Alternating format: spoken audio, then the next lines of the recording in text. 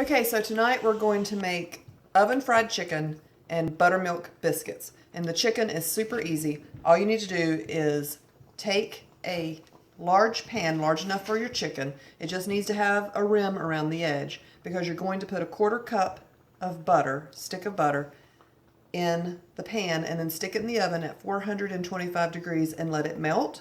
And while that is melting, you're going to take your chicken pieces, preferably chicken that has the bone in. We call that here chicken on the leg.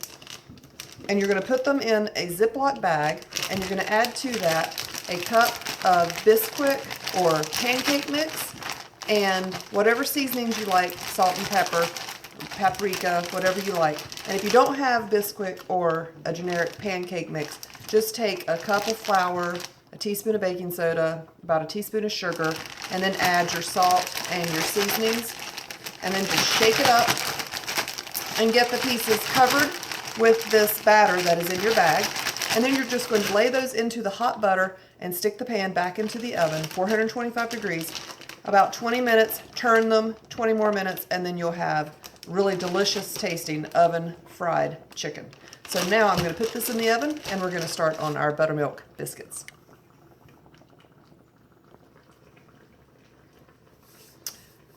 Okay, so we're going to put our biscuits together. So you need a nice sized bowl, and you're going to need to put 2 cups of all-purpose flour, a tablespoon of baking powder, 2 teaspoons of sugar, a 1/2 teaspoon of cream of tartar, a 1/4 teaspoon of salt, and a 1/4 teaspoon of baking soda. So this uses baking powder and baking soda. And you're just going to take a knife. You don't have to use a fork because we're going to use this knife for something else. No use messing up more utensils than needed.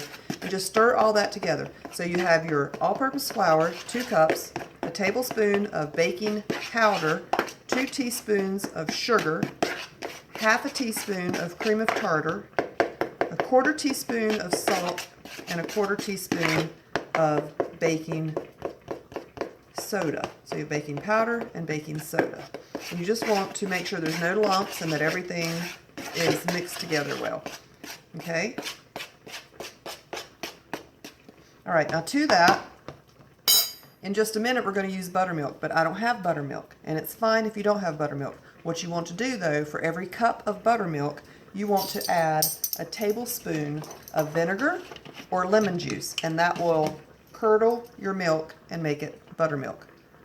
So I'm just going to do that now and let it be curdling while we get our shortening in here. So you're going to need a 1/2 cup of shortening.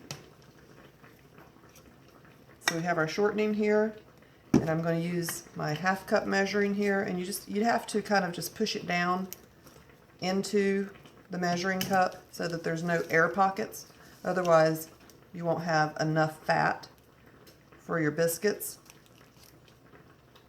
So just make sure that you get all the air pockets pushed out, and then just kind of scrape it across. You may have to do it a couple times. It doesn't have to be perfect, but you want it as close as possible. So once you have it down in your measuring cup, and you know you have a 1/2 cup, then you want to just put that down into the bowl with your dry ingredients. And then you're going to take the knife that we used to combine all the ingredients, and you're going to cut in the shortening. And that is very simple. It just takes some time. So you take your knife, and you see the shortening. It's a big clump of shortening. You just start cutting it into smaller pieces, and those smaller pieces will get flour on them, and then you can cut them into more smaller pieces.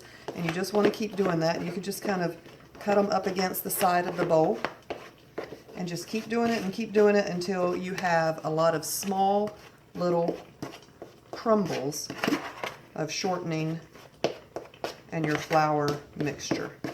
So I'm going to do this, and then when I get it all into the crumbles, I'm going to let you see it so that you know at what point in the process you need to stop.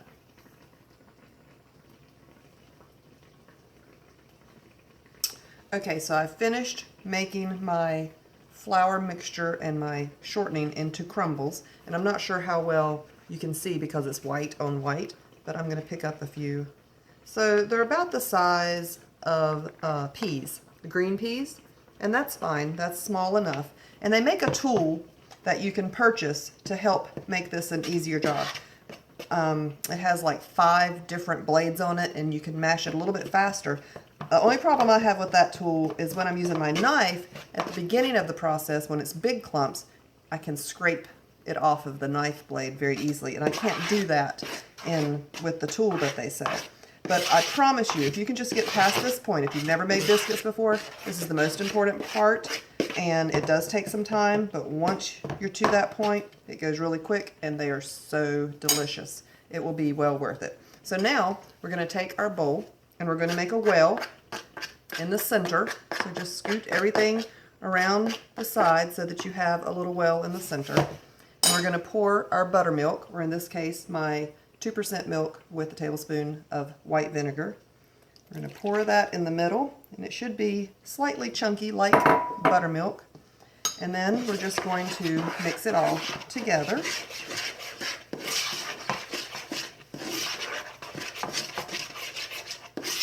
Until it's all combined. And it will get harder to stir as it makes into a dough.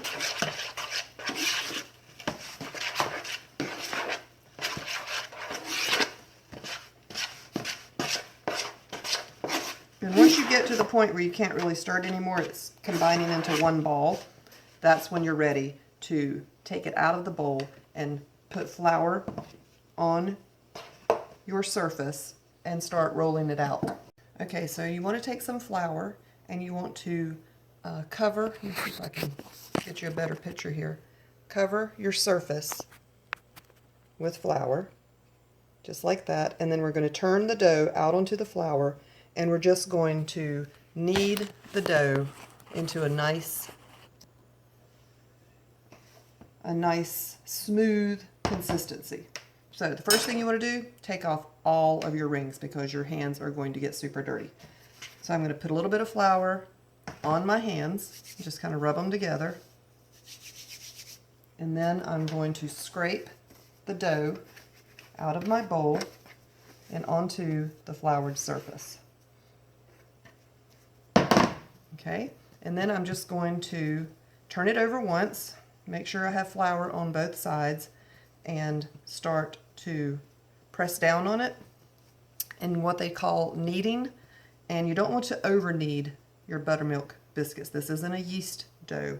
This is a much more fragile dough. So I'm just going to fold it over twice and kind of press it down and make sure that I've got flour everywhere.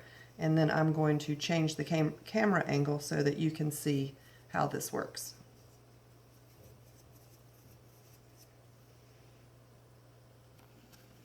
Okay, so this is the dough and what it looks like. And I'm just going to, as you can see, just kind of press it out. You don't want it to, I'm not going to roll this with a dough pin, a rolling pin. I'm just going to press it out till it's about, I don't know, maybe 1/4 inch.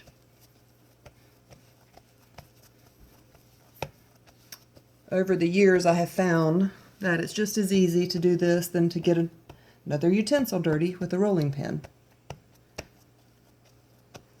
Okay, so I'm going to use my biscuit cutter, and if you don't have a biscuit cutter, you can use a glass, you can use a mason jar lid, anything that's the size that you want, you can use. And I'm just going to start cutting my biscuits. So just straight down, I'm going to push on it, give it a little twist, straight down and a little twist. And I'm just going to keep doing that until all the biscuits have been cut, or I've used all my space. And then I'll go back and I'll take up all of this wasted space in between the biscuits, and we will knead that together, pat it back out, and do the process all over again.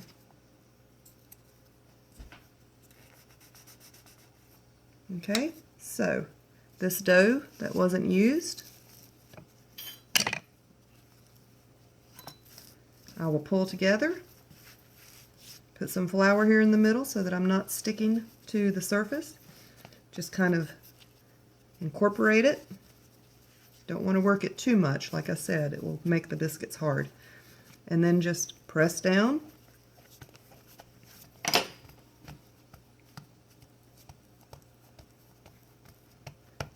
And cut away. Press down and twist.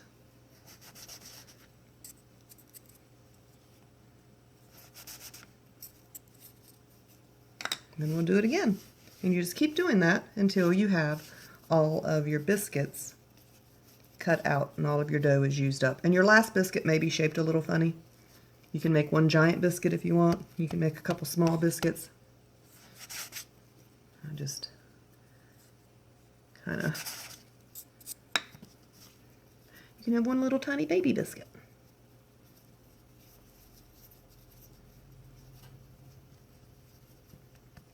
Okay, I'm going to change the angle again. All right, so I've got out a cookie sheet, and I'm going to give it just a light spraying,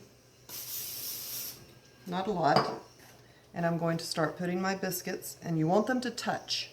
So they need to touch sides together, and just lay them out on your cookie sheet, and then we are going to bake these at 450 degrees for about 12 minutes. It may be a little bit longer.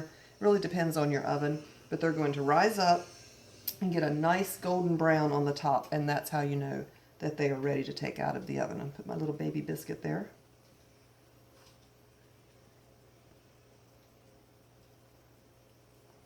So I got about 15 and a baby out of that recipe, and I will show you these when they come out of the oven.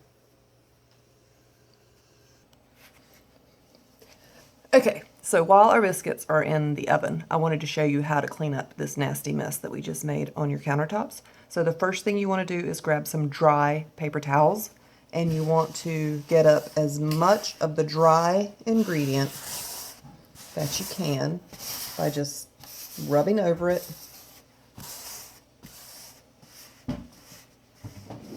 And I have a trash can right here, so I just pull it right over into my trash. And a lot of it will come just with this dry technique. Then you want to take a wet paper towel and just scrub up the residue that's left.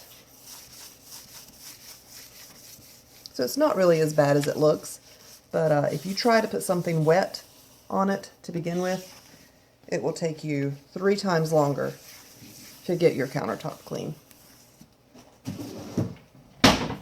That's my tip of the day. So here are the biscuits, and they are so fluffy inside. Can you see that steam? Oh, they're going to be so good. And to go with them and our oven fried chicken, I put together just a package of peppered gravy, and we'll have that with our biscuits because nothing's better with biscuits than good old white gravy, or some honey, or some bacon. There's a lot of things good with biscuits, but these are really good. I hope that you're going to try them. They are well worth the effort.